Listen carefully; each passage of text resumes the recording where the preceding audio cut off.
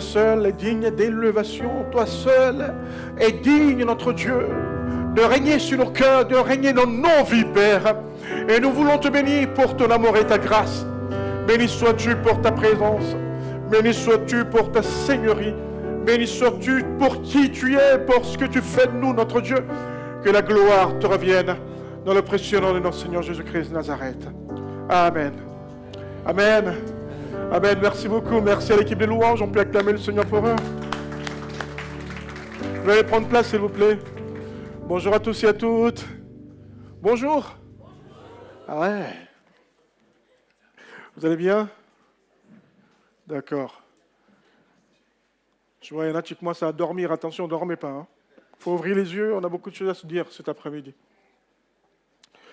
Que le Seigneur vous bénisse. Alors, au premier culte, j'ai continué avec le thème que nous avons abordé depuis maintenant 3 semaines sur la série. Alors, tu connais le nom tu connais l'intitulé de cette série?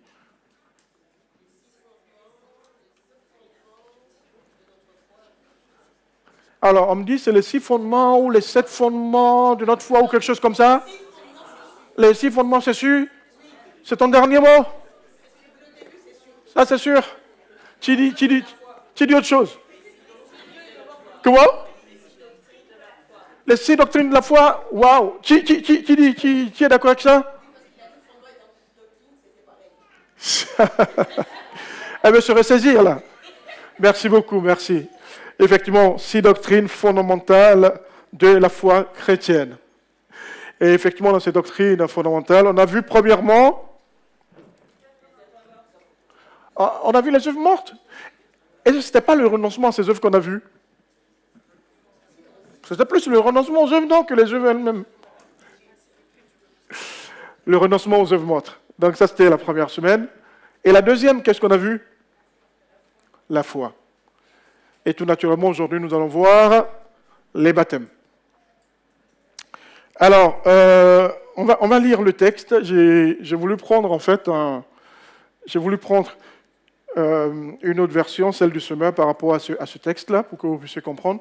Mais d'ailleurs, avant de vous dire ça, je ne vais pas vous apporter le même message qu'au premier culte.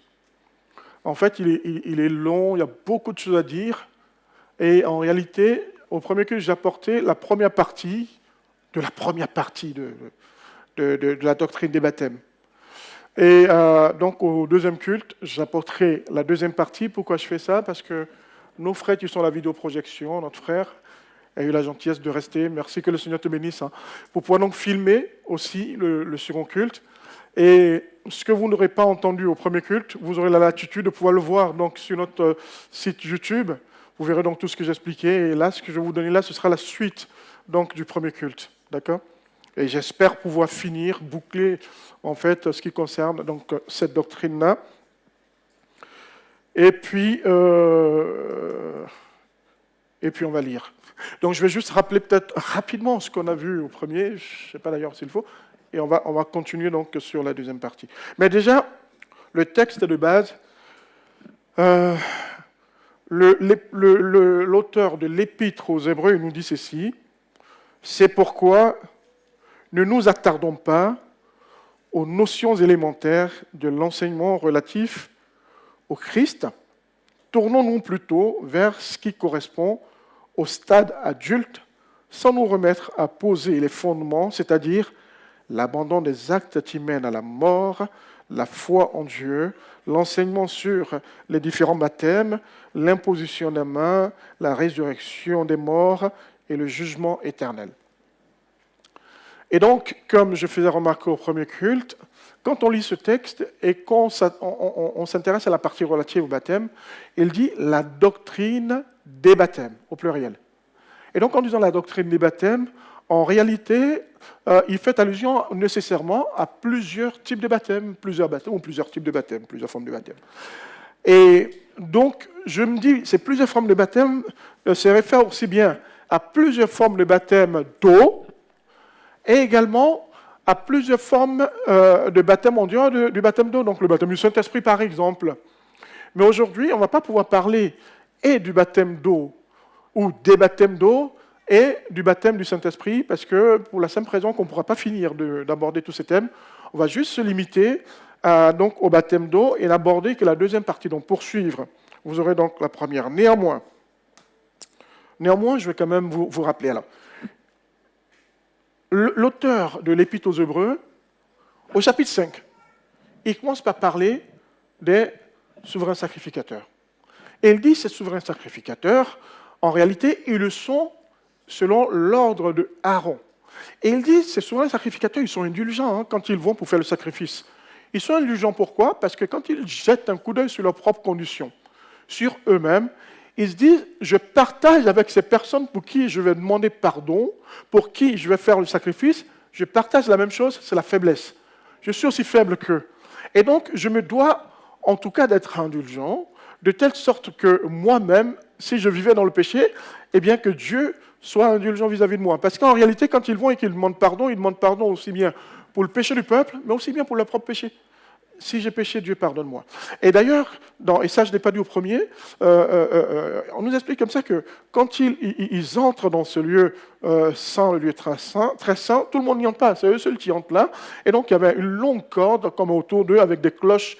Donc toutes les fois, aussi longtemps qu'on entend le bruit des cloches, ils sont encore vivants, c'est qu'ils marchent. Voilà, et un coup on entend boum, c'est qu'il est tombé quoi.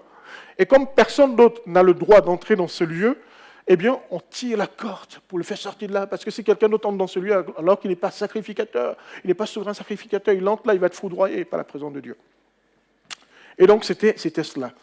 Et quand il parle de ça, et puis il dit, mais attention, eux, ils étaient donc, comme je l'ai dit, sacrificateurs selon l'ordre de Aaron, mais Jésus-Christ, waouh, lui, il était sacrificateur, il est sacrificateur selon l'ordre de Melchizedek. Et un coup, il s'arrête. Il dit, ah non, mais ce n'est pas possible.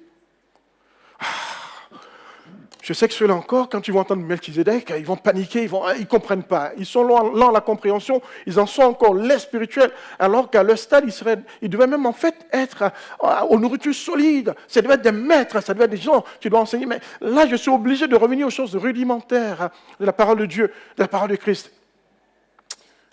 Je ne vais quand même pas leur reparler, en fait, du renoncement aux œuvres mortes, je ne vais quand même pas leur parler. En fait, de la foi, je ne vais pas leur parler du baptême. En réalité, il dit, il ne va pas le faire, mais il le fait, en fait. Voilà. C'est une figure de style qu'on appelle une prétérisation qui permet, en réalité, de pouvoir dire ce qu'on dit, ne pas vouloir dire, spécialement pour attirer l'attention là-dessus. Voilà. C'est une forme d'insistance sur cela. Donc, on attire votre attention en vous disant, on ne va quand même pas le dire, ça, vous le connaissez. Vous voyez? Et donc, il fait ça. Et pourquoi est-ce qu'il fait? Parce que il dit Jésus-Christ. Alors, c'est pas écrit, hein. Jésus-Christ, il est donc né d'une vierge et il n'a pas de père. Déjà, ça, c'était difficile à comprendre aux personnes de l'époque. Comment est-ce que lui, il est... Et on dit il est parfaitement Dieu, parfaitement homme. Ah là là, c'est compliqué. Si je viens leur dire que Jésus-Christ, lui, il est sacrificateur, non pas selon l'ordre de Aaron, mais selon l'ordre de Melchizedek, ouh là là, je vais les perdre parce que Melchizedek, c'est qui?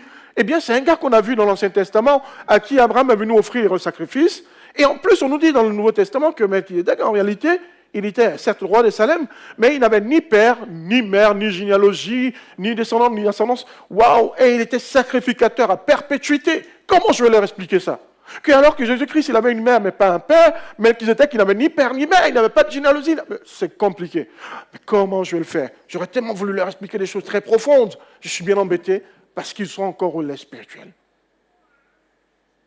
On va revenir donc aux choses qui y être rudimentaires, mais qui en réalité sont constitutif du fondement même de la foi chrétienne. Et nous irons sur le troisième élément, puisqu'on a déjà vu les deux premiers avec le pasteur Yves. Et donc le troisième, ce sont les baptêmes. Les baptêmes. Et donc la doctrine des baptêmes. Qu'est-ce que le baptême d'eau pour le coup? Le baptême d'eau, eh bien le mot baptême vient du grec baptizo. Baptizo, qui signifie littéralement plonger, immerger, submergé. Et donc, le baptême est une immersion dans l'eau. Le baptême d'eau, selon la Bible, c'est l'acte qui est institué par Jésus-Christ, par lequel un disciple est immergé, est plongé. Et bien, quand on l'image, on lui dit qu'on le baptise au nom du Père, du Fils et du Saint-Esprit. C'est la formule consacrée. Mais le baptême ne s'arrête pas là. Il y a tout un symbole qui est lié. Car lorsqu'on est plongé, eh bien, on vient en réalité se dire, eh bien, je viens m'associer à Christ. Et là, c'est ce qu'on va voir à ce second culte. Eh bien, sa mort, sa résurrection et tout cela. Et d'ailleurs, on va aller rapidement. Donc, en cela, le baptême, tout d'abord, est une institution de Jésus-Christ lui-même. C'est lui qui a dit, allez, faites de toutes les nations les disciples, les baptisons au nom du Père, du Fils et du Saint-Esprit. C'est lui qui a institué en tout cas le baptême tel que pratiqué par lui. C'est une ordonnance, donc c'est un ordre qu'il a donné. Et on a des fondements du baptême aussi bien dans les évangiles ou dans l'évangile que dans les épîtres. Et donc dans l'évangile, eh bien, on voit que non seulement Jésus-Christ lui-même se fait baptiser, mais auprès de Jean, alors que le baptême de Jean était un baptême de repentance et que Jésus-Christ n'avait pas se repenti parce qu'il est le seul à être sans péché. Je ne suis pas trop rapide, ça va? Très bien. Et alors qu'il était le seul à ne pas être sans péché, qu'il n'avait pas besoin, c'était précisément lui, tout sauf lui, qui n'avait pas besoin de se faire baptiser par Jean, il le fait. Il le fait, non pas pour montrer l'exemple, mais il le fait pour prendre notre place. Tout comme il a pris notre place à la croix. Il n'avait pas été sur la croix, mais il a été pour prendre notre place. Et donc, ça, c'était le baptême qui a été donc, fait par Jean-Baptiste. Il était un baptême de repentance. Et Jésus-Christ, il va apporter un baptême nouveau, un baptême de la nouvelle alliance, qui est en réalité un baptême par lequel on fait corps avec lui. C'est un baptême que j'appelais le baptême de la nouvelle alliance. Amen? Et il va ordonner justement qu'il faut qu'on puisse se faire baptiser. Et on voit que dans les actes des apôtres, il y a plusieurs fois où des baptêmes ont été faits, et toutes les fois où des personnes ont cru, elles ont été baptisées. Toutes les fois qu'elles ont cru, toutes les fois qu'elles ont été éclairées, elles ont été baptisées. L'ensemble des personnes, depuis l'eunuque, depuis, je ne sais pas, le geôlier, à la Pentecôte, tous ceux-là, ils ont cru, et à la conséquence de leur foi profonde était lié le baptême. Et j'expliquais que croire, ce n'est pas simplement dire « Ah, Dieu, il est Dieu, ah ben je crois ». Non, ça va bien au-delà de ça. La Bible dit que le diable y croit et il tremble. Ça veut dire que si nous croyons juste et nous restons là, on ne fait pas mieux que le diable. Et il s'agit de faire, non même pas mieux que le diable, mais faire comme le Seigneur Jésus-Christ, eh bien, il souhaite. Que nous croyons véritablement profondément et que nous soyons attachés à lui. Bref, dans les épîtres, et c'est là que nous allons continuer avec vous à ce second culte. Dans les épîtres, on voit véritablement cette portée doctrinale du baptême. Et donc, les épîtres et la portée doctrinale du baptême chrétien. Et pour cela, on va lire Romains 6. Romains 6, 3 à 14. Qui dit « Ignorez-vous que nous tous, qui avons été baptisés en Jésus-Christ, si en sa mort que nous avons été baptisés, nous avons donc été ensevelis avec lui par le baptême en sa mort, afin que comme Christ est ressuscité des morts, par la gloire du Père, de même nous aussi, nous marchions en nouveauté de vie. En effet, si nous sommes devenus une même plante avec lui par la conformité à sa mort, nous le serons aussi par la conformité à sa résurrection, sachant que notre vieil homme a été crucifié avec lui, afin que le corps du péché fût détruit, pour que nous ne soyons plus esclaves du péché. Car celui qui est mort est libre du péché. Or, si nous sommes morts avec Christ, nous croyons que nous vivrons aussi avec lui, sachant que Christ est ressuscité des morts, ne meurt plus, la mort n'a plus de pouvoir sur lui, car il est mort, et c'est pour le péché qu'il est mort, une fois pour toutes. Il est revenu à la vie, et c'est pour Dieu qu'il vit. Ainsi, vous-même, regardez-vous comme morts au péché, et comme vivants pour Dieu en Jésus-Christ. Que le péché ne règne donc point dans votre corps mortel, et n'obéissez pas à ses convoitises. Ne livrez pas vos membres au péché comme des instruments d'iniquité, mais donnez-vous vous-même à Dieu comme étant vivants, de mort que vous étiez, et offrez à Dieu vos membres comme des instruments de justice, car le péché n'aura point de pouvoir sur vous, puisque vous êtes non sous la loi, mais sous la grâce. Amen. C'est un peu long, hein? Mais c'est rempli d'enseignements. Ça, ce texte, en lui seul, peut constituer tout un ensemble de séries sur plusieurs mois. On ne va donc pas y aller pour l'interpréter verset par verset, mais on va en tirer les conséquences. Et donc le baptême, en réalité, signifie que nous venons nous unir à Jésus-Christ. Ça, c'est le premier point.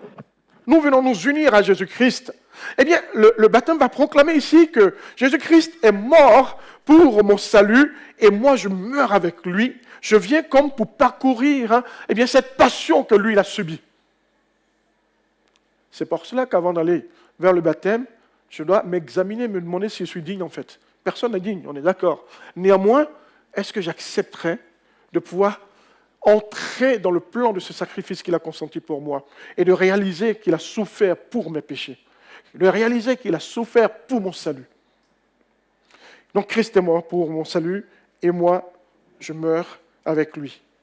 Pourquoi ? Parce que lorsqu'on plonge dans le baptême, lorsqu'on plonge dans l'eau du baptême, eh bien, le fait de plonger la personne dans cette eau, cela symbolise l'ensevelissement. La personne est comme enterrée, morte. Imaginez si on laisse la personne sous l'eau, elle mourra, mais pour de vrai. Et donc, ça vient symboliser effectivement cette mort. Mais on ne va pas la laisser mourir pour nous. On la fait symboliquement sortir de la mort, elle ressuscite en Christ. Tout comme Jésus-Christ est sorti de la mort, il est ressuscité. D'accord ? Et donc, Christ est enseveli, et donc mon ancienne vie est ensevelie aussi. Je viens symboliser ça. Aux yeux des anges, aux yeux des démons, aux yeux de Jésus-Christ, aux yeux de Satan et de toute sa clique, et je viens le montrer aux yeux de tous ceux qui me regardent. L'assemblée qui est là, mes amis, ma famille que j'invite, je viens leur dire, écoutez les amis, là vous me voyez, j'ai certes le même visage, j'ai certes le même nom, j'ai peut-être la même tête, ou j'ai peut-être pris un peu d'âge, peu importe, mais je ne suis plus la même personne. Désormais, eh bien, mes péchés, je les engloutis. Là, je sors de là pour vivre en nouveauté de vie. Je ne suis plus le même. Ça ne veut pas dire qu'une fois que je sors du baptême, de l'eau du baptême, je suis transformé, qu'il y a un effet magique qui vient là, et que, il y a un truc qui se oh là là, oh, mais qui je suis ? Non. On a la même conscience qu'on a, mais on comprend que désormais, on ne peut plus s'autoriser à entrer dans le péché quand on est mort au péché. On est censé être mort au péché. Et celui qui est mort au péché, il est insensible au péché. Celui qui est mort au péché n'a plus d'attrait au péché. Celui qui est mort au péché, le péché n'a plus d'impact sur lui. Celui qui est mort au péché, il n'est plus attiré de quelque manière que ce soit par le péché. C'est cela le symbole véritable du baptême. Mort au péché, on ne pratique plus le péché. Amen. Et donc Christ ressuscite et il est victorieux.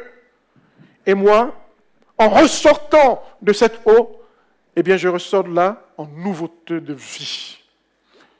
Alors même que, comme je le disais au premier culte, on baptise des personnes qui ont cru, on baptise des disciples, on ne se baptise pas pour être disciple, on ne se baptise pas pour croire.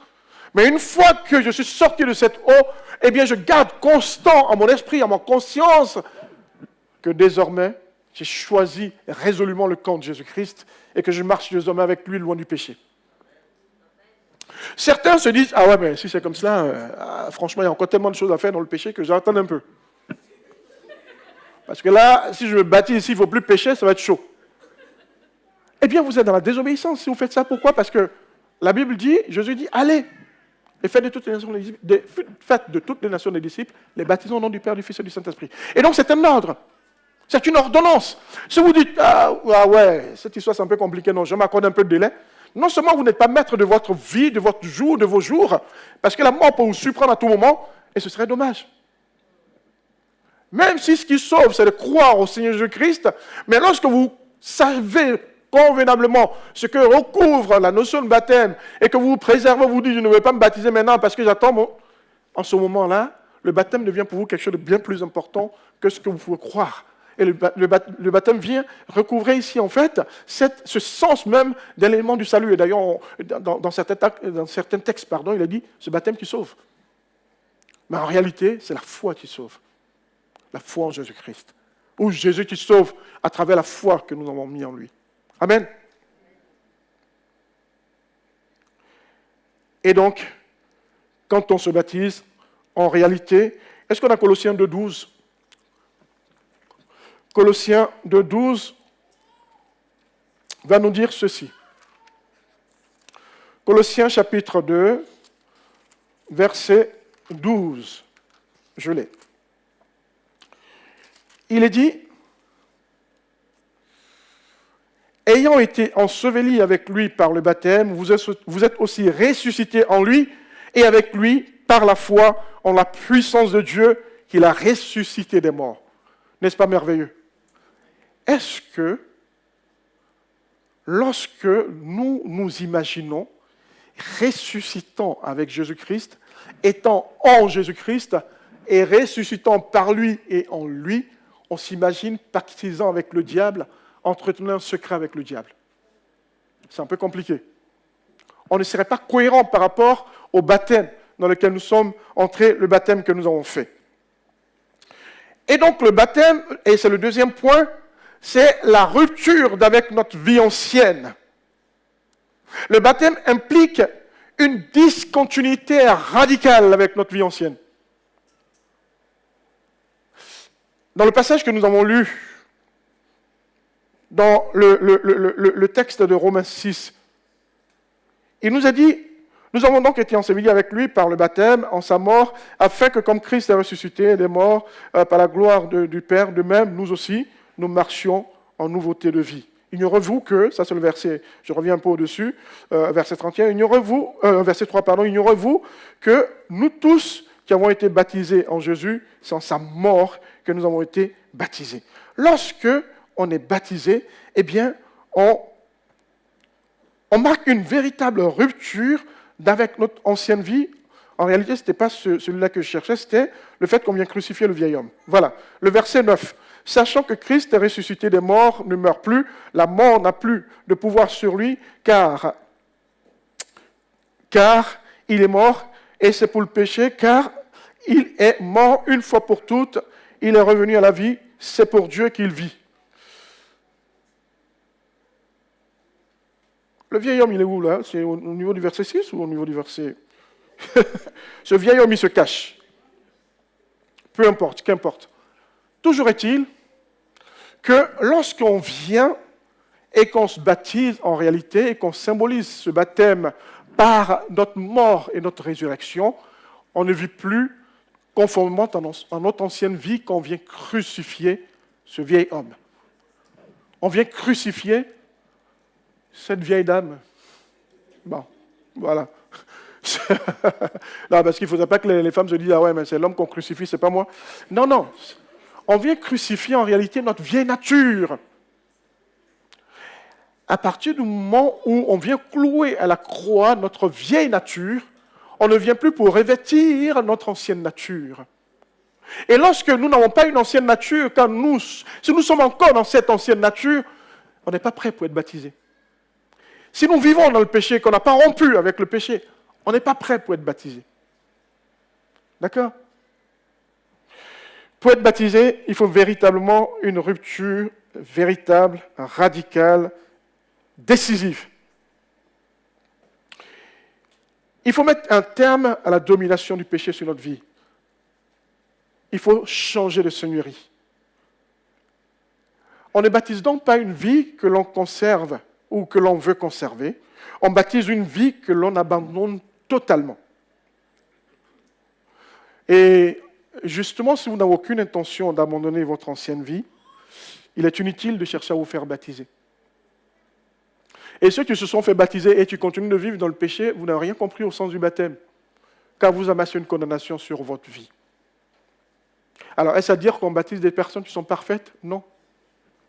Est-ce à dire qu'on baptise des personnes qui sont sans péché? Non. On baptise des pécheurs repentants, qui ont réalisé en réalité leur condition de pécheur, qui ont décidé en fait, qui ont regretté effectivement cette condition, et qui ont décidé de pouvoir se détourner du péché définitivement. Pas celle qui dit « Oh là là, c'était tellement bon que je ne vais pas lâcher l'affaire ». Vous n'avez encore rien compris et vous n'êtes pas prêt. Et donc, pour celui qui est baptisé et qui continue à vivre comme avant, c'est qu'effectivement, il rend nul le baptême à son égard. Il n'a rien compris au fondement du baptême. Alors, est-ce qu'on peut dire qu'il a encore l'aide spirituelle? Je ne sais même pas s'il boit quelque chose en fait, parce qu'il n'a rien compris.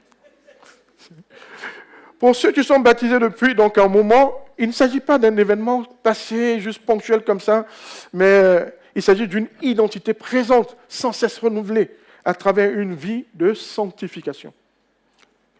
Quand on est baptisé, on vit une vie de sanctification. Avant d'être baptisé, on est chrétien, on est disciple, on vit aussi une vie de sanctification. Mais baptisé, on le vit davantage, plus encore en Christ. Amen. Un troisième point. Par le baptême, nous revêtons Christ. Ça, c'est juste magnifique. Par le baptême, nous revêtons Christ.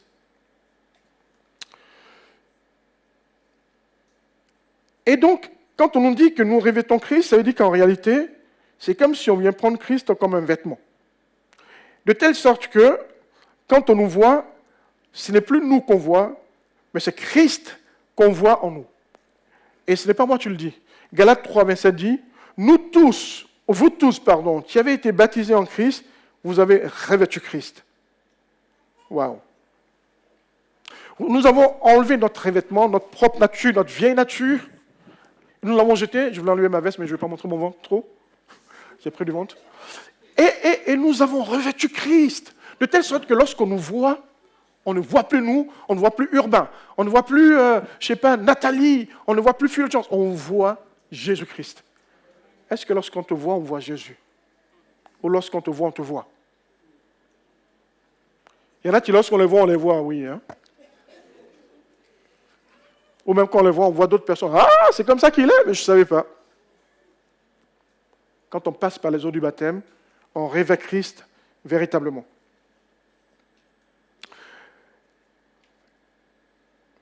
Et nous l'aurons compris, quand on revient à la définition du baptême, dans son sens étymologique, je vous ai dit que ça vient de baptizo. Ce mot grec qui veut dire littéralement immerger, qui veut dire plonger, qui veut dire submerger. Et donc finalement, quand on dit baptême, baptême égale immersion. On essaie de plonger dans l'eau, mais ce plongeon dans l'eau, eh bien, montre que nous sommes plongés en la mort de Jésus-Christ. Il y a deux éléments là, deux grands symboles. Plonger dans cette eau, mais ce n'est pas juste une eau qu'on voit, on voit en réalité l'enterrement avec Jésus-Christ, l'ensevelissement avec Jésus-Christ. Et si le baptême signifie l'immersion, je pense que si on dit on a été baptisé par immersion, c'est une tautologie. On n'a plus besoin de le dire. De telle sorte que quand on dit on a été baptisé par aspersion, ça ne veut rien dire. Parce que dans l'aspersion, on n'a pas le fait de pouvoir mourir. On n'entre nulle part. On est arrêté, on met 3 gouttes d'eau sur la tête. 3 gouttes d'eau, ça n'a jamais tué personne. Hein? Je vous disais, quand on prend une personne dans la main, on la laisse, elle va mourir. Même si vous avez de la verse, si vous tombez là-dessus, vous ne mourrez pas. Et donc, peu importe la quantité d'eau qu'on vous verse sur votre tête, tant que vous n'êtes pas plongé, ce n'est pas un baptême, cher ami. On vous a juste mouillé, on a mouillé votre vêtement. Donc il faut demander compte à la personne, tu viens mouiller votre vêtement pour qu'elle a fait ça. C'est pas normal. Non mais c'est vrai. Le symbole, il est important, c'est pas juste quelque chose d'anodin. D'accord? Et donc, on ne devrait en tout cas pas se poser encore la question de savoir quelle est la forme de baptême. Il y en a qui disent, pasteur, j'ai été baptisé, pardonnez-moi de dire le terme à l'église catholique, est-ce que je dois me refaire baptiser? Bon, moi, je n'ai jamais été catholique, donc c'est un peu simple que je réponde. Je dis non, tu n'as jamais été baptisé. Tu n'as jamais été baptisé. Donc tu ne vas pas te refaire baptiser, tu vas te faire baptiser. Et à chaque fois, j'oublie de dire, mais comme là, tu n'as rien compris, attends un peu. Parce que quelqu'un qui dit, ça n'a pas compris en fait ce que c'est que le baptême. S'il pense qu'il a été baptisé alors qu'il n'a pas en réalité été baptisé, il n'a pas compris. Mais bon, nous sommes là pour expliquer, et c'est ce que nous sommes en train de faire. Et cela va être confirmé par les Écritures, le fait que le baptême, c'est égal à l'immersion. Il n'y a même pas de discussion possible autour de ça. Quand on prend le baptême de Jésus-Christ, on nous dit dans Matthieu 3, 13 et 16, verset 13. Alors Jésus vint de Galilée au Jourdain vers Jean pour être baptisé par lui. Pourquoi avait-il besoin d'aller au Jourdain? D'ailleurs, pourquoi Jean avait-il besoin de baptiser au Jourdain? Jean, il aurait pu s'asseoir quelque part et dire, les gars, repentez-vous, venez avec vos gobelets, on va vous baptiser. Et puis chacun vient avec son petit truc, là, on fait l'accueil, il prend le truc, ou alors lui-même il prend de l'eau, il verse un peu sur la tête. Non, il était dans le Jourdain. Bon, alors vous allez me dire, oui, il était au Jourdain, mais bon, il peut être là et prendre justement un récipient et puis verser sur la tête, les gens vont partir. Et là, l'autre verset vous permet de comprendre que ce n'est pas le cas. Verset 16, dès que Jésus eut été baptisé, il sortit de l'eau. Vous versez l'eau sur la tête, on n'a pas besoin d'entrer dans l'eau, les amis. Il peut être à côté, ah, attention maître, il ne faut surtout pas te mouiller, viens à côté, je vais aller prendre de l'eau. Et on va prendre de l'eau par respect pour ce grand maître quand même. On vient, on verse sur sa tête. Maintenant, Jean est dans l'eau, Jésus y entre. Et il plonge, il mouille intégralement Jésus et il le fait sortir de l'eau. On prend un autre exemple. Et donc, pour ceux qui ne le connaîtraient pas, hein, le Jourdain, c'est un fleuve. Donc, c'est une grosse quantité d'eau voilà, qui permet de comprendre qu'il y avait une véritable immersion. Et donc, pour sortir de l'eau, on dit Jésus sort de l'eau. Pour sortir de l'eau, il lui a fallu entrer à un moment donné dans l'eau. D'accord ? Jean, on nous dit que lui, il baptisait. Alors, il a dû, quand je lisais, on voit que finalement, ce n'était pas un seul endroit. Là, on voit que c'était le Jourdain. Et dans Jean 3, 22 à 23, on nous dit, après cela, Jésus, accompagné de ses disciples, se rendit dans la terre de Judée, et là, il demeura avec eux, et il baptisait. Bon, voilà. Ça, vous le verrez dans la première partie, hein, que le baptême, il a été institué par Jésus-Christ, lui-même, il baptisait, il faisait baptiser par ses disciples, vous le verrez. Mais il baptisait, et on nous dit au verset 23, Jean aussi baptisait à Hénon, près de Salim, parce qu'il y avait là beaucoup d'eau. Et on y venait pour être baptisé. On avait besoin de se déplacer au Jourdain ou de se déplacer à Hénon, à Salim, où il y avait beaucoup d'eau. Beaucoup d'eau. On a besoin de beaucoup d'eau parce qu'il faut surtout que la personne, on ne la voit pas quand on la baptise. Il faut qu'elle soit vraiment immergée. Et d'ailleurs, dans les cours de baptême que j'ai donnés il y a, je ne sais plus, quelques années, je ne sais plus, il y a une personne, je ne sais pas si elle est là, pardon si tu es là, je ne me rappelle même plus qui c'est, pardon de prendre ton exemple, que j'ai baptisé, mais elle tenait en fait la baignoire. Et donc tout le corps est entré, les mains sont restées dehors. Elle dit, pasteur, tu as tellement insisté sur le fait qu'il faut être immergé totalement, moi mes mains étaient dehors, qu'est-ce qu'on fait de ça? Non, si elle est là, sois rassuré, hein, tu es baptisé, hein, pas immersion. Mais voilà, c'est pour dire qu'on a besoin d'être entièrement immergé pour ressortir, pour symboliser en réalité, effectivement, eh bien, ce baptême. Amen. Et donc, on comprend que l'aspersion, eh bien, ce n'est pas le baptême, en réalité. Mais alors, je me suis dit, mais d'où vient cette aspersion? Et en réalité, je vous avoue qu'il n'y a pas de fondement véritable. J'étais tombé un jour sur un site internet où ils expliquaient que, un site internet d'une église catholique, qui disait que la vraie forme du baptême, c'est le baptême par immersion.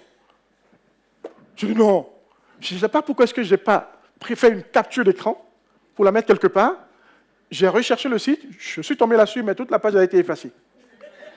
Bon, mais j'ai retrouvé les éléments de ce site sur un autre site officiel, mais qui n'est pas d'une église catholique, où ils ont mis tout un développement que je ne vais pas vous relater, où on disait comme ça, mais alors il y a plusieurs raisons, que l'aspersion ou l'infusion apparaissent donc progressivement depuis le XIIe siècle, et voilà, entre le XIIe et le XIIIe siècle, et voilà, ça va se diffuser plus tard, XIVe, XVe siècle, ça va se généraliser, et puis voilà, à cette époque, il y avait le baptême des nourrissons et tout cela, on va d'ailleurs arriver à ça. L'explication que j'avais vue sur ce site, c'était qu'il y avait une époque où il y avait une épidémie, et donc comme les gens tombaient malades, effectivement, on évitait de pouvoir les mettre tous dans la même eau. On peut comprendre quand on voit aujourd'hui le Covid, ce que ça fait, je pense qu'on a adapté plein de choses. Hein. À l'époque du Covid, il y a des églises où on faisait passer une seule coupe, puis ton voisin boit, et quand tu vois, tu dis, oh, ça bouche un petit truc, mais tu prends, tu mets quand même sur ta bouche. Quand le Covid est passé par là, on dit, bon les amis, chacun va prendre un petit truc, une petite copain.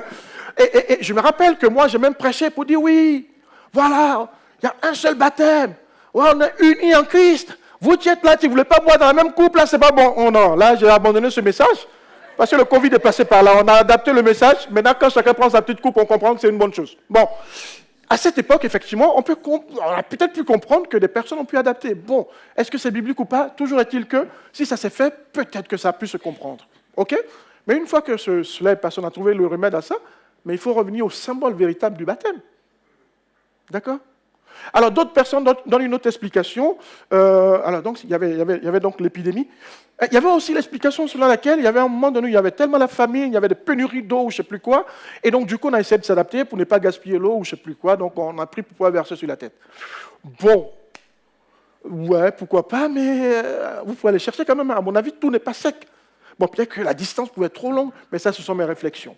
Toujours est-il qu'en faisant cela, on s'éloigne du symbole du baptême véritablement. J'avoue que, jusqu'à ce que je vienne à EPM, alors moi j'ai été baptisé en fait dans une rivière. J'étais en train de me dire, est-ce qu'on peut baptiser quelqu'un dans une baignoire? C'est pas trop authentique. Hein. Non. Non, l'idée c'est juste qu'il faut que la personne soit entièrement engloutie, plongée. Voyez? Et donc, quand on n'est pas plongé dans l'eau, on ne peut pas véritablement prétendre avoir été baptisé. Mais qui peut être baptisé? Qui peut être baptisé? C'est en réalité les conditions. Hein. C'est celui qui croit et qui devient donc disciple de Jésus. Et donc, on ne se baptise pas pour être chrétien. Et là, tu dis, je vis tellement une mauvaise vie qu'il faut que je me baptise. C'est précisément ça qu'il ne faut pas faire. Parce qu'il faut d'abord renoncer à ta mauvaise vie, entre guillemets, pour pouvoir te décider à te baptiser. Parce qu'en ce moment, comme tu as renoncé, tu es en train de te réjouir, tu dis, Satan, démon, vous tous là, je ne suis plus dans votre camp, lâchez-moi, je vais avec Jésus. Et donc je viens le matérialiser devant vous que je ne suis plus, c'est pas la peine de m'appeler, non, je ne suis plus avec vous, je suis avec Jésus-Christ. Voyez? Et donc c'est pas, waouh, je suis tellement mauvais qu'il faut que j'entre dans la zone du baptême, quand je vais ressortir, je vais être bon. Pas du tout. Il ne faut pas inverser en fait. D'accord? Pourquoi? Allez, faites de toutes les nations des disciples, les baptisons, au nom du Père, du Fils et du Saint-Esprit. Et quand on voit on voit tous les exemples qui ont été donnés par les apôtres, dans les actes des apôtres, ils crurent et ils furent baptisés. Dès qu'ils ont cru, ils ont été baptisés. Quand ils ont été réellement frappés de la doctrine de Christ, ils ont été baptisés. Mais c'est pas, ils ont été baptisés et ils finissent par croire. J'ai jamais vu ça nulle part. Si c'était possible, moi j'aurais prêché qu'il faut arrêter l'évangélisation. Vous passez dans la rue, vous voyez une personne qui est un peu bizarre, vous sentez qu'elle n'est pas chrétienne, vous l'attrapez, vous la plongez dans l'OSE, elle devient chrétienne. Mais c'est vrai. Ouais, elle devient chrétienne. Sauf que ce n'est pas ça, ce n'est pas logique, les amis. C'est pour cela qu'on ne baptise pas un non-chrétien, on baptise un chrétien. Amen. On baptise donc celui qui croit, comme je vous l'ai dit.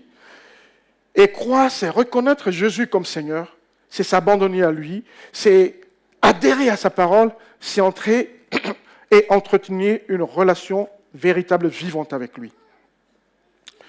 Et donc, le baptême nécessite un véritable engagement de la part de celui qui se fait baptiser. Une décision déjà, un engagement véritable. C'est pour cela que ce baptême de Jésus-Christ, je l'appelle le baptême de la Nouvelle Alliance.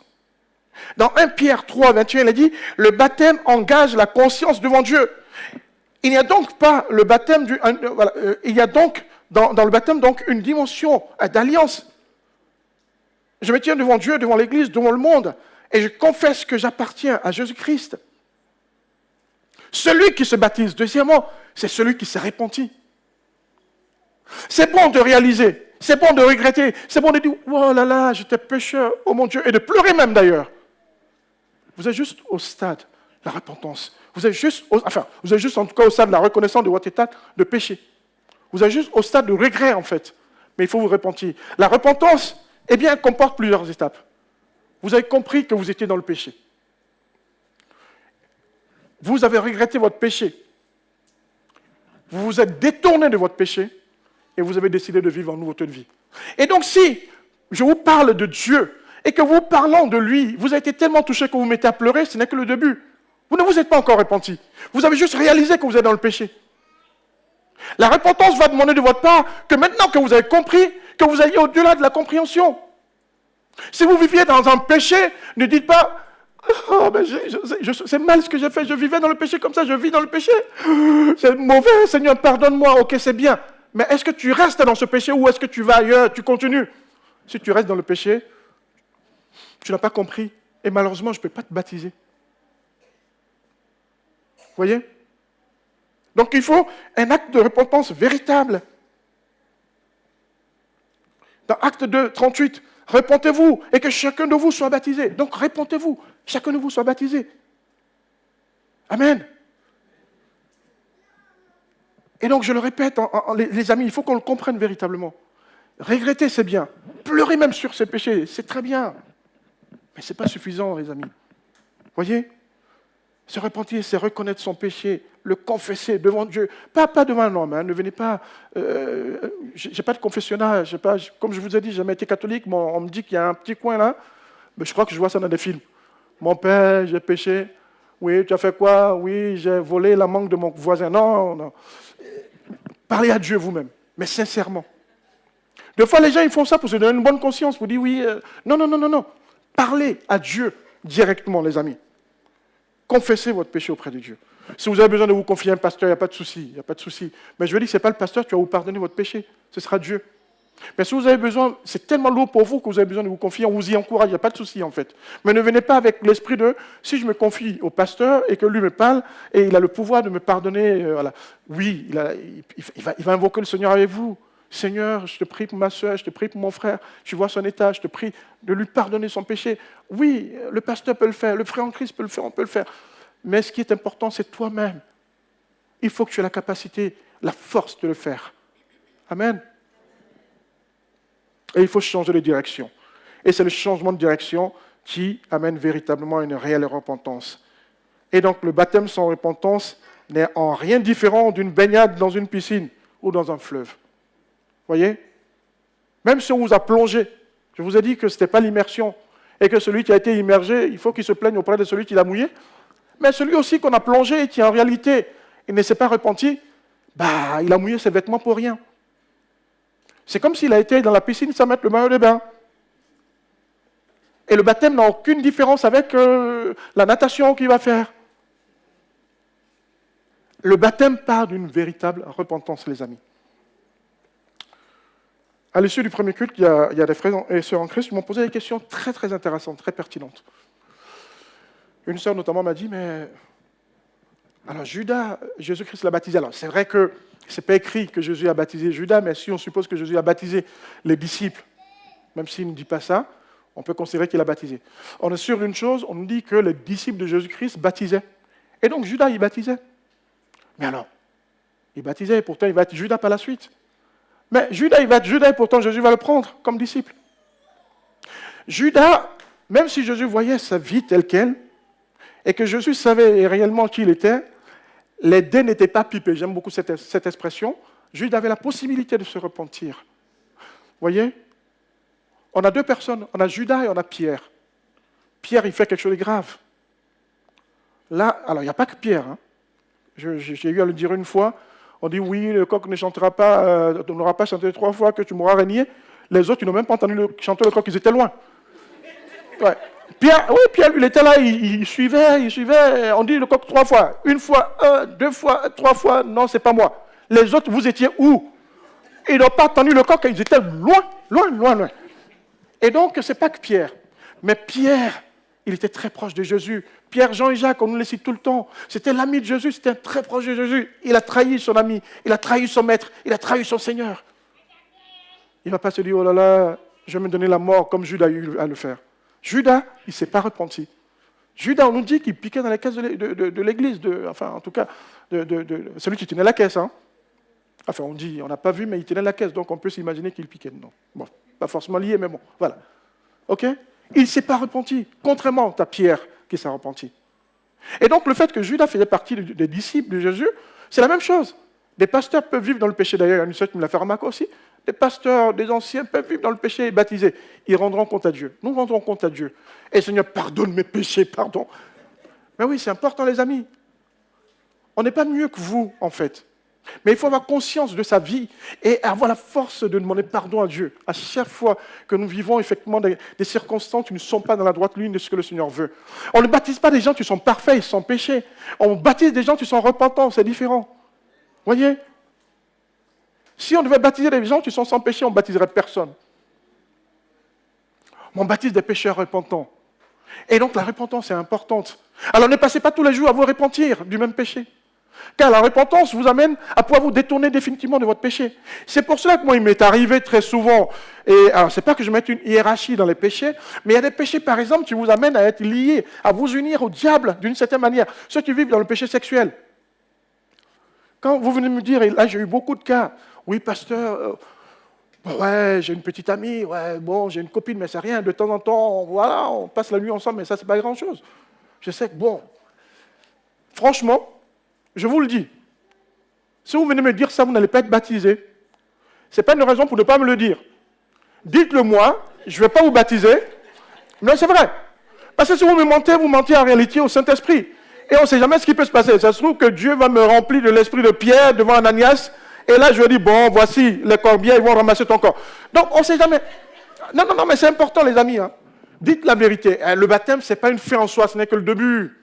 Donc, ne gâchez pas votre vie spirituelle, votre avenir, votre éternité, rien que parce que vous n'avez pas été baptisé. Si vous n'êtes pas prêt, préparez-vous et venez au baptême. Ne vous retenez pas. Parce que le baptême, effectivement, c'est un ordre que Jésus donne. Quand vous ne le faites pas, en toute conscience, vous désobéissez. Vous êtes dans la désobéissance. Mais quand vous le faites alors que vous êtes encore attaché au péché, eh bien, vous n'êtes pas baptisé comme il faut. Vous venez faire de ce sacrifice de Jésus-Christ quelque chose qui est vain vis-à-vis de vous. Ah, c'est compliqué ce que je vous dis là, hein. En même temps que je vous dis, venez vous faire baptiser, je vous dis, ne vous baptisez pas si vous n'êtes pas prêt. Je vous dis, si vous êtes prêt, vous avez compris, renoncez, venez. Franchement, c'est important. Et donc, si vous vivez dans le péché, ce n'est pas la peine de venir me voir, parce que si vous venez me voir pour dire, je vis dans le péché, je vous dis, vous n'allez pas vous faire baptiser. Et ne vous dites pas, bon, comme il nous a déjà dit qu'il va dire ça, donc je vais mentir. Là, vous partez sur une mauvaise base. Vous partez sur une base de malédiction sur le reste de votre vie chrétienne. Je préfère être clair avec vous, les amis. Alors, est-ce qu'il y a une hiérarchie dans les péchés? Quelqu'un qui vit effectivement dans le péché sexuel et à qui je dis, ah, mon frère, pardon, tu n'es pas encore prêt. Je pense qu'il faut que tu comprennes. Il faut que tu sois disciple. Un disciple ne vit pas dans le péché. Un disciple, en réalité, il a renoncé au péché. Un disciple, il vit dans la sanctification. Et tu n'es pas prêt, et donc attends un peu. Et quelqu'un qui vit dans le mensonge, est-ce que je lui dis, tu n'es pas prêt? Oui, je peux le dire. Le gars, tu dis, pasteur, ah, moi, je ne peux pas me détacher du mensonge. Je mens comme je respire. Je vais lui dire, attends un peu, prie et libère-toi du mensonge. Mais quelqu'un qui me dit, pasteur, je ne sais pas, j'étais vraiment lié au je ne sais pas quoi, j'ai dit n'importe quoi, je volais ou alors je vivais même dans le péché sexuel. Mais j'ai compris que c'était mauvais. Je renonce à ce péché. Même pas plus tard que la semaine dernière, j'étais encore dans ce péché, mais plus jamais je ne le ferai. Je te baptise, mon ami. Je l'ai déjà fait en fait. Des personnes qui m'ont dit, je vivais dans le péché sexuel. Je le regrette. J'ai compris, j'arrête. Je leur ai dit, ok, d'accord, je te baptise. Est-ce qu'ils m'ont dit la vérité? Est-ce qu'ils ont menti? Ça leur a mes consciences, hein, les amis. Moi, je les baptise. Parce que je ne suis pas là pour être le censeur de ceux qui viennent se faire baptiser. Voyez? Je viens juste pour aider en réalité. Et si je vous baptise alors que vous vivez dans le péché, je ne vous aide pas. Et je m'associe à votre péché quelque part. Parce que je le sais, en toute connaissance de cause, je vous ai plongé dans les eaux du baptême. Je n'ai pas bien fait, les amis. Pardonnez d'insister là-dessus, mais c'est important. Voyez? Dans Acte 26, 20, il est dit qu'ils se repentent, qu'ils pratiquent les œuvres dignes de la repentance. Donc la repentance, ce n'est certes pas la perfection, mais c'est une orientation réelle du cœur. Il faut que le cœur soit véritablement orienté, tourné vers Dieu. Vous m'accordez encore quelques minutes? Le temps est passé, mais c'est bon? Je n'ai pas bien entendu. Hein. On peut arrêter? Ok, d'accord, super. Merci beaucoup. Et donc, on l'a dit, celui qui devient disciple. Le disciple, donc, le cadre, il est donné par Jésus-Christ lui-même. Faites des disciples et baptisez-les. Et donc, on ne se baptise pas, comme on l'a dit, pour devenir chrétien, mais on se baptise parce qu'on est chrétien, on va passer sur ça. Et du coup, pourquoi est-ce qu'on se sent finalement obligé d'instruire, de donner des cours de baptême? Ce n'est pas écrit dans la Bible, donner des cours de baptême. On dit, instruisez-la, quand vous lisez le Matthieu 28. Parce qu'il faut que la personne qui vient se baptiser, eh bien, elle vient le faire en toute connaissance de cause. Elle a une bonne conscience de ce à quoi elle s'engage. Et moi, il m'appartient en tant que responsable, en tant que pasteur, en tant que leader, de pouvoir l'éclairer. Pour qu'en toute connaissance de cause, ils prennent la décision. Il y a des personnes qui disent, « Oh, ben on a vu la Bible. Eh ben, le geôlier, quand il a pleuré, on l'a baptisé. L'autre, le Nick, quand il a dit, ah ben, qu'est-ce qui m'empêche? Voici, on l'a baptisé. Telle autre personne, il a cru, il fut baptisé. Pourquoi vous voulez donner des cours? » Ils avaient une éducation, les amis. Il y avait déjà des choses qu'ils avaient comprises, qu'ils n'avaient même pas besoin de bosser. Enfin, des choses qu'ils avaient comprises, et on vient juste les éclairer, un peu comme le Nick, justement. Il avait compris, en fait, tout ce qui concerne le Messie, la venue de Dieu et tout. Il y avait juste un petit élément qu'il n'avait pas compris. On vient l'éclairer et on les baptise. Il y avait des disciples qui étaient à Éphèse. Ils avaient compris qui était Jésus et tout cela. Ils ont même été baptisés du baptême de Jean. Mais ils n'avaient pas compris ce que c'était que le baptême de la Nouvelle Alliance.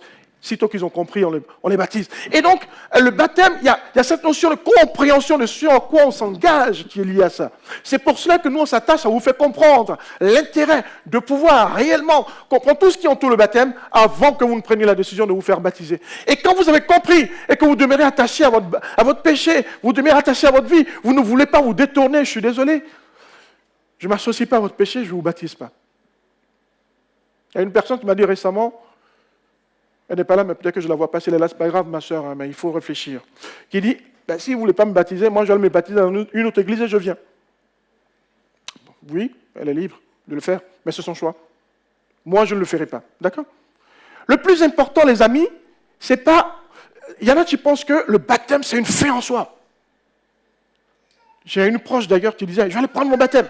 Quand elle s'est baptisée, le lendemain, elle est sortie de l'église, elle n'est plus revenue. À quoi a servi le baptême? Ce n'est pas une fin en soi. C'est en fait un commencement. Amen. Et donc, c'est pour cela qu'avant de baptiser une personne, on prend le soin donc de l'instruire.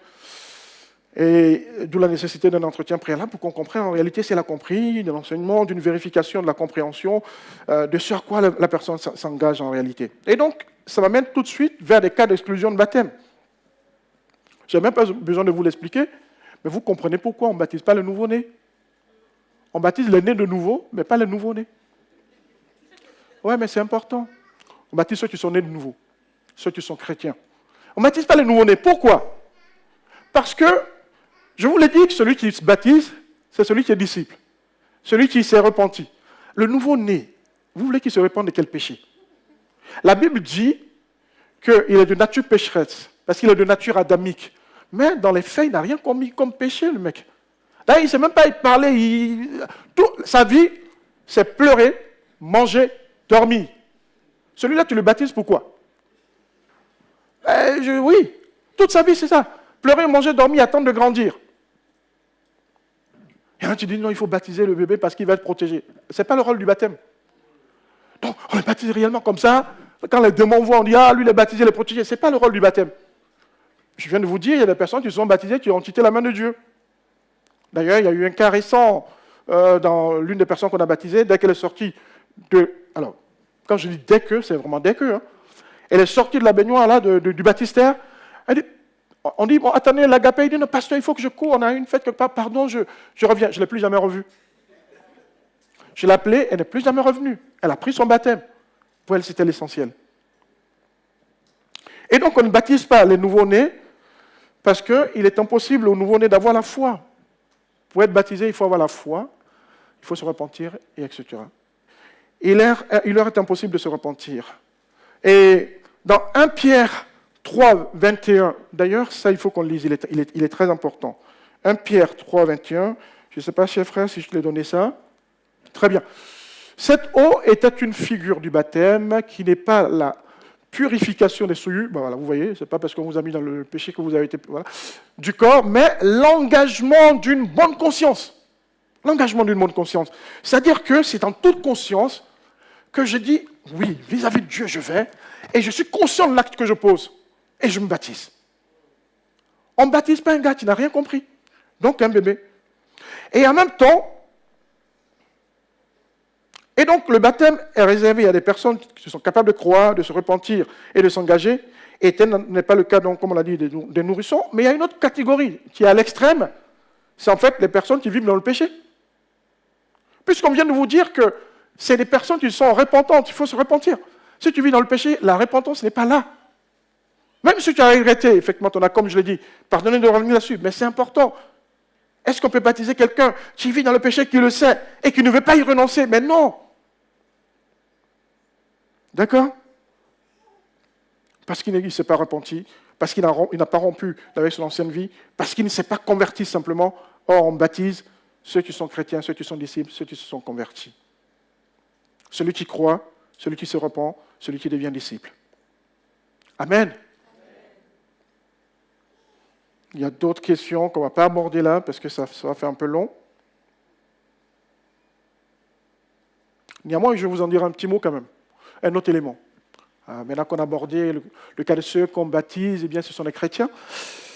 Il y a un autre élément. Certains disent qu'il faut baptiser au nom de Jésus seul. Dieu le Père, Dieu le Fils, Dieu le Saint-Esprit, c'est la même chose. C'est Jésus. Ce n'est pas vrai, la Bible n'a pas dit ça. Et Jésus-Christ dit, eh bien, baptisez-les au nom du Père, du Fils et du Saint-Esprit. L'apôtre Pierre dit, eh bien, baptisez au nom de Jésus. Ça, je l'ai expliqué, donc vous allez le voir sur le YouTube. Mais en réalité, l'apôtre Pierre, il est en train de dire, baptisez-vous au nom de ce Jésus-Christ que vous avez crucifié. Vous êtes passé à côté de quelque chose. C'était lui le Messie en réalité. Donc c'est pour pouvoir amener ce peuple juif à réaliser en réalité cette grosse erreur qu'elle a faite et à comprendre que Jésus est celui et le seul par qui il peut être sauvé. Et il n'y a pas aucun autre nom. Il n'y a aucun autre nom, sous le ciel par lequel il puisse être sauvé si ce n'est le nom de Jésus-Christ. Acte 4.12.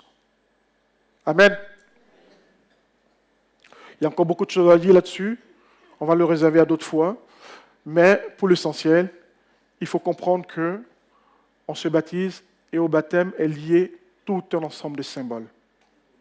Et ces symboles doivent nous suivre tout le reste de notre vie, aussi bien avant d'entrer dans les eaux du baptême qu'une fois qu'on a été baptisé.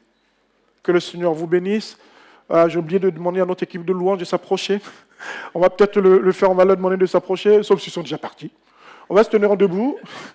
Et on va prier le Seigneur. On va dire au Seigneur, me voici. Si effectivement, après votre baptême, vous vous êtes rendu compte que vous êtes passé par des moments qui vous ont éloigné de Dieu, demandez au Seigneur de vous pardonner. Demandez au Seigneur de vous libérer. Demandez au Seigneur de véritablement vous donner, de pouvoir entrer à nouveau dans son plan et d'être des enfants véritables de Dieu. On prie ensemble, s'il vous plaît. Notre Dieu, notre Père, nous voulons te bénir, nous voulons te remercier de ce que tu nous éclaires sur cette doctrine des baptêmes.